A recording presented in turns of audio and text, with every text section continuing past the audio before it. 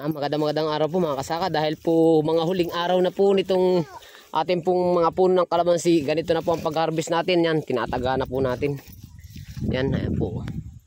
Dahil pong bunga, pero kailangan na po nating hapayin dahil mga ilang, wala na po, oras na lang po pala.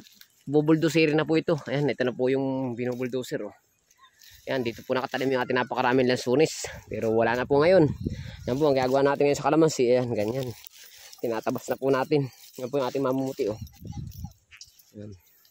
Ito po yung mga luyan dilaw. Ayan, may apanguhan daw. Yan, kaway-kaway po. Mga sana mamunguhan ng luyan dilaw. Ayan. Ayan, ayun po yung bako. Yan.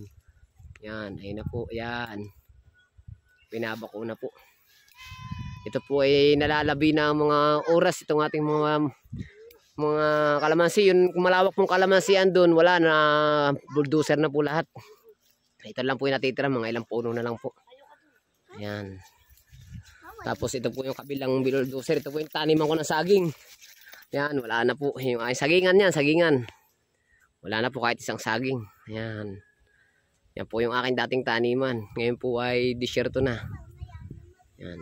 Paalam sa aking lupang sinilangan. Ayan, dito po ako lumaki. Sa lupang ito.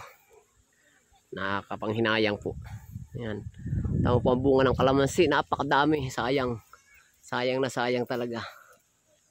Hanggang kanta na lang. Ang dami dito. Uy. Kapal lang. Papatatagain ko.